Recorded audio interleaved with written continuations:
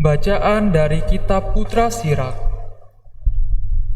Kalau ayakan digoyang-goyangkan, maka sampahlah yang akan tinggal.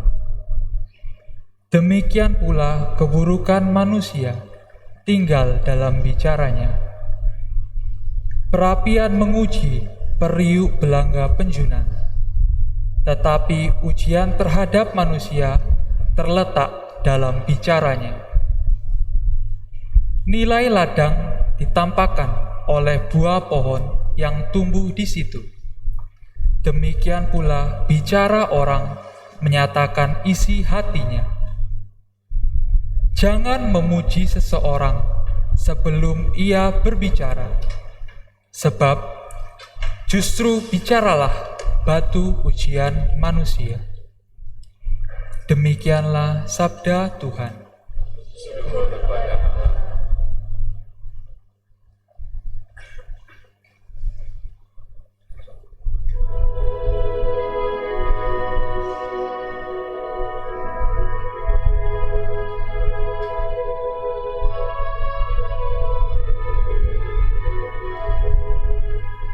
Sungguh baik menyanyikan syukur kepadamu ya Tuhan. Sungguh baik menyanyikan syukur kepadamu ya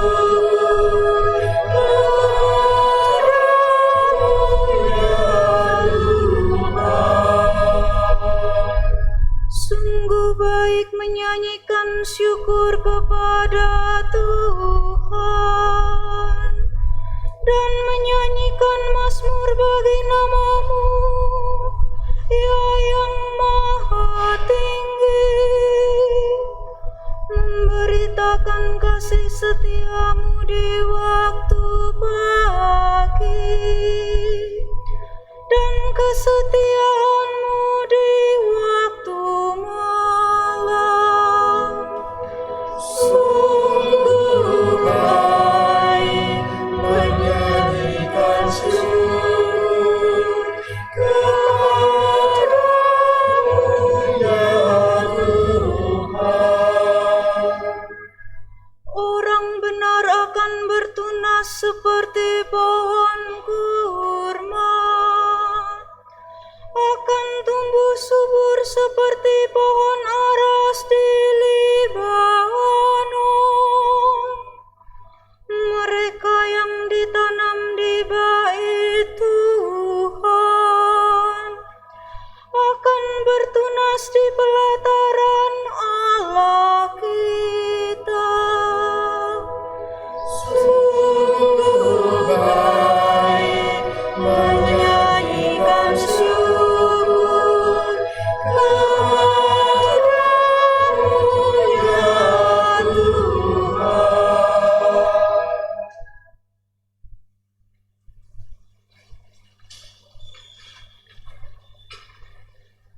Bacaan dari surat pertama Rasul Paulus kepada jemaat di Korintus.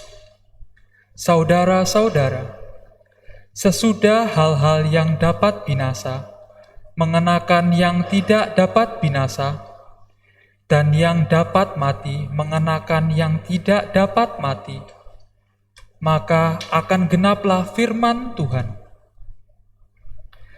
Maut telah ditelan dalam kemenangan. Hai maut, di manakah kemenanganmu? Hai maut, di manakah sengatmu? Sengat maut adalah dosa, dan kuasa dosa ialah hukum Taurat. Tetapi syukur kepada Allah yang telah memberi kita kemenangan berkat Yesus Kristus, Tuhan kita. Karena itu, saudara-saudaraku yang terkasih, berdirilah teguh, jangan goyah, dan giatlah selalu dalam pekerjaan Tuhan, sebab kamu tahu bahwa dalam persekutuan dengan Tuhan, jerih payamu tidak sia-sia. Demikianlah sabda Tuhan. Syukur pada Allah.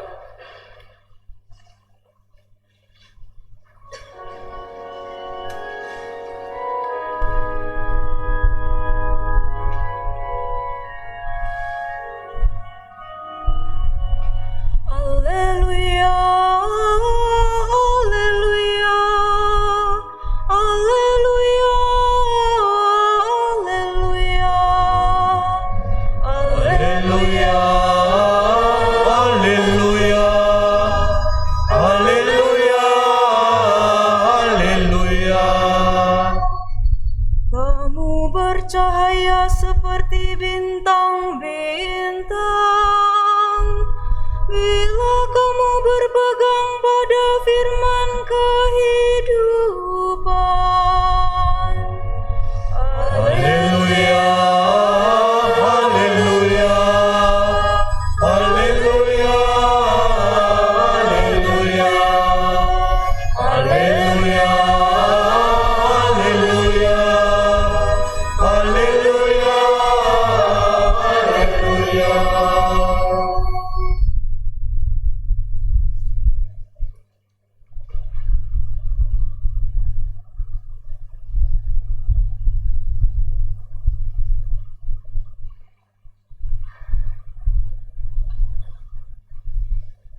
Tuhan bersamamu. Inilah Injil suci menurut Lukas.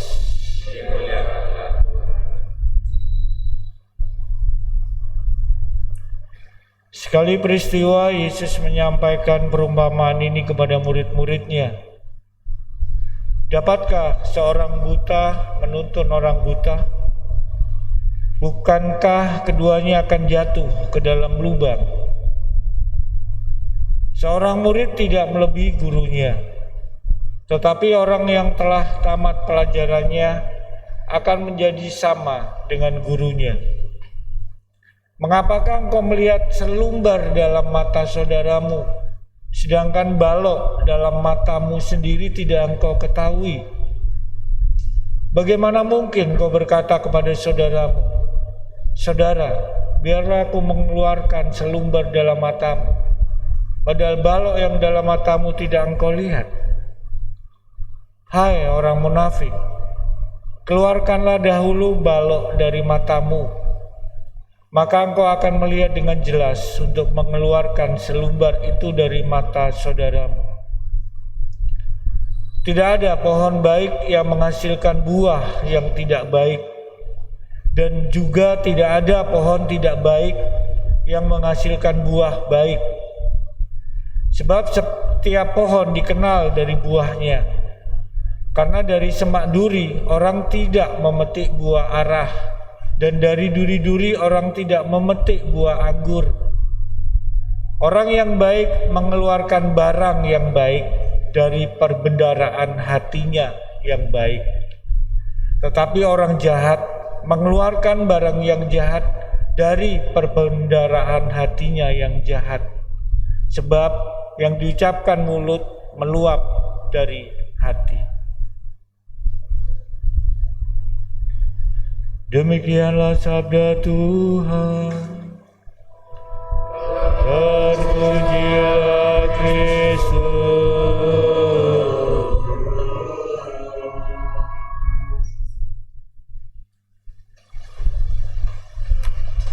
Bapak Ibu, saudara-saudari yang dikasihi Tuhan,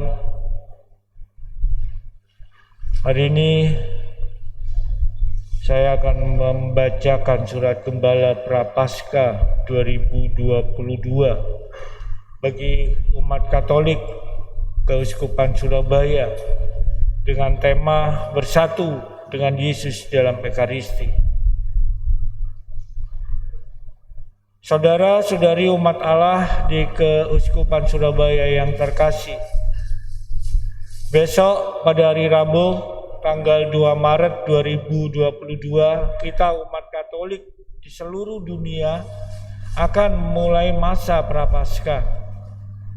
Masa Prapaskah ini sering dikenal dengan masa tobat, masa pantang, dan puasa. Masa ini juga disebut sebagai masa retret agung selama 40 hari, merenungkan sengsara Tuhan Yesus sambil mengevaluasi perjalanan hidup kita sebagai murid-muridnya. Pantang dan puasa merupakan salah satu cara untuk mengungkapkan pertobatan kita. Hari ini kita merayakan hari Minggu biasa ke-8. Hari Minggu biasa terakhir sebelum memasuki masa Prapaskah. Dalam bacaan Injil, Tuhan Yesus mengecam apa yang dilakukan orang-orang Farisi yang berlaku munafik. Tuhan Yesus mengecam sikap mereka yang sering memandang kesalahan orang lain, padahal mereka sendiri mempunyai kesalahan yang lebih parah. Yesus menegurnya, "Mengapa engkau melihat selumbar di mata saudaramu, sedangkan balok dalam matamu sendiri tidak engkau ketahui?" Masa Prapaskah ini merupakan kesempatan yang baik dalam membangun pertobatan untuk mengeluarkan balok dari mata kita agar kita mampu melihat hal yang positif, hal yang benar, hal yang indah dari orang lain. Karena hanya Tuhanlah hakim yang tepat bagi sesama kita. Sebagai murid Yesus, kita diharapkan mempunyai mata hati yang bening dan semakin terang. Santo Paulus menegaskan, dan supaya ia menjadikan mata hatimu terang agar kamu mengerti pengharapan apakah yang terkandung dalam panggilannya. Dengan demikian orang yang menghayati dan melaksanakan ajaran Tuhan Yesus dengan sungguh-sungguh akan menjadi penuntun yang baik bagi sesamanya. Saudara-saudari umat Allah di Keuskupan Surabaya yang terkasih, sampai saat ini pandemi belum berakhir, masih ada COVID-19 varian baru. Menurut para epidemiolog, varian ini sangat cepat penularannya. Untuk itu saya mengingatkan agar Anda senantiasa waspada, menaati protokol kesehatan kemanapun Anda pergi, terutama ketika mengikuti perayaan Ekaristi. Bila Anda bergejala, lebih baik di rumah saja. Gereja hendaknya tidak menjadi tempat penularan. Maka perlu juga ditingkatkan kewaspadaan dan kinerja Satgas Covid di masing-masing paroki, terutama ketika umat ikut merayakan Ekaristi. Ikut merayakan Ekaristi dengan cara tatap muka akan menyempurnakan pertemuan kita dengan Tuhan Yesus sendiri. Karena dalam Ekaristi Tuhan Yesus hadir secara nyata, realis presensia. Mengikuti Ekaristi secara tatap muka juga merupakan salah satu cara untuk memulihkan kehidupan rohani yang selama ini kita merasa kekeringan rohani yang diakibatkan sudah lama tidak menerima tubuh Kristus secara nyata. Kita memahami bahwa perayaan Ekaristi adalah soal iman yang diungkapkan dalam kurban syukur, yaitu syukur atas karyanya yang menyelamatkan. Terutama dalam sabda dan karyanya, khususnya perhatiannya terhadap mereka yang miskin, mereka yang lemah, menderita dan tersisih. Sebab ketika aku lapar, kamu memberi aku makan. Ketika aku haus, kamu memberi aku minum. Syukur itu pertama-tama dinyatakan oleh Tuhan Yesus sendiri pada perjamuan malam terakhir. Ia bersyukur kepada Bapanya karena telah menyelesaikan karya penyelamatannya di dunia dengan setia. Aku bersyukur kepadamu, Bapa Tuhan langit dan bumi, karena semuanya itu Engkau sembunyikan bagi orang bijak dan orang pandai. Pendek kata, setiap merayakan Ekaristi kita menghadirkan suasana surgawi. Diawali dengan sebuah kesadaran kerapuhan dan kedosaan kita, serta mohon ampun atasnya. Kemudian Allah menyapa dengan sabdanya dan mengundang kita mengikuti perjamuan surgawi. Dalam perayaan Ekaristi selalu membebaskan kita dari ketakutan, kekhawatiran, dan kecemasan. Kita mengalami kedamaian dan ketenangan sehingga kita merasa kuat untuk menerima tugas perutusan di tengah keluarga dan di masyarakat. Kita diutus untuk mendekatkan semakin banyak orang kepada Allah melalui Yesus dalam gerejanya, menolong mereka untuk semakin mencintai dan melaksanakan perintah-Nya. Maka dalam masa Prapaskah ini kita akan mendalami materi APP tentang persekutuan kita dengan Kristus dalam Ekaristi. Bagi umat Katolik, Ekaristi adalah sumber dan puncak iman kehidupan kita. Saudara-saudari umat Allah di Keuskupan Surabaya yang terkasih,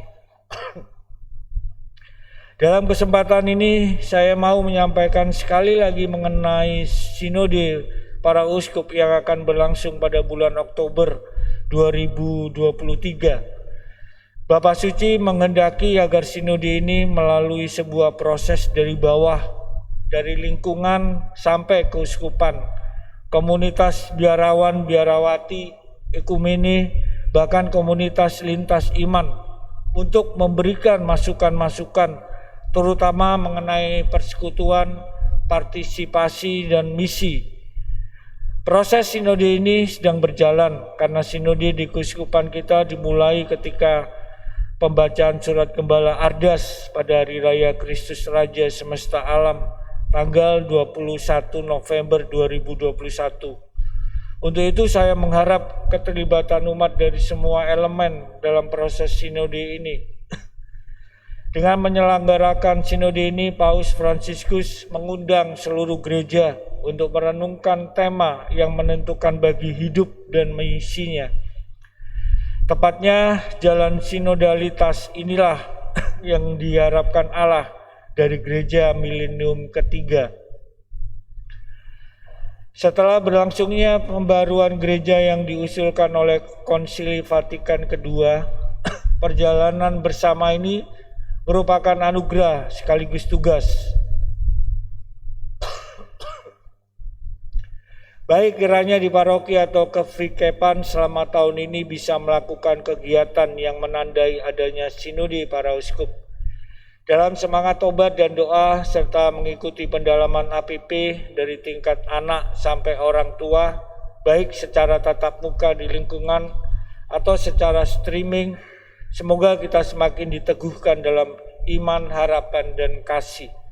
Akhirnya marilah kita saling mendoakan agar kita masing-masing dianugerahi kesehatan, sukacita, dan senantiasa bersemangat dalam pelayanan. Surabaya, 21 Februari 2022, berkat Tuhan, Monsinyur Vincentius Sutikno Wisaksono, Uskup Surabaya. Selanjutnya, peraturan pantang dan puasa Keuskupan Surabaya tahun 2022. Sesuai dengan ketentuan Pastoral Keuskupan Regio Jawa 2017 pasal 138 nomor 2B tentang Hari Tobat, peraturan puasa dan pantang ditetapkan sebagai berikut. Hari puasa tahun 2022 ini dilangsungkan pada hari Rabu Abu tanggal 2 Maret 2022 dan hari Jumat Sengsara dan Wafat Tuhan atau Jumat Agung tanggal 15 April 2022. Hari pantang dilangsungkan pada hari Rabu Abu dan 7 Jumat selama masa Prapaskah sampai dengan Jumat Sengsara dan Wafat Tuhan. Yang kedua, yang wajib berpuasa ialah semua orang Katolik yang berumur 18 tahun sampai awal tahun ke-60. Sedangkan yang wajib berpantang ialah semua orang Katolik yang berumur genap 14 tahun ke atas. Puasa dalam arti yuridis berarti makan kenyang hanya sekali sehari. Pantang dalam arti yuridis berarti tidak makan daging atau makanan lain yang disukai dan tidak merokok. Berhubung peraturan puasa dan pantang cukup ringan, maka sebaiknya agar secara pribadi atau bersama-sama dalam keluarga, biara, pastoran, lingkungan atau seminari ini menyepakati cara puasa dan pantang yang dirasa lebih sesuai dengan semangat tobat dan mati raga yang mau dinyatakan. Yang keempat, hendaknya diusahakan agar setiap orang beriman Kristiani baik secara pribadi maupun bersama-sama mengusahakan pembaharuan hidup rohani misalnya dengan rekoleksi, retret, latihan rohani, tekun dalam ibadah jalan salib, meditasi, pengakuan dosa, adorasi, dan tekun mendalami materi APP. 5. Salah satu ungkapan tobat ialah aksi puasa pembangunan APP yang diharapkan mempunyai nilai pembaruan pribadi dan nilai solidaritas tingkat lingkungan, paroki, keuskupan, dan nasional. Hendaknya di setiap paroki berdasarkan masukan dari lingkungan mengadakan kegiatan sosial konkret yang membantu masyarakat, misalnya donor darah, pasar murah, dan lain-lain. Yang terakhir, hasil pengumuman dana selama masa Prapaskah hendaknya selekas mungkin diserahkan kepada panitia aksi puasa pembangunan Keuskupan Surabaya paling lambat tanggal 14 Mei 2022. Berkat Tuhan, Monsinyur Vincentius Sutikno Wisaksono, Uskup Surabaya.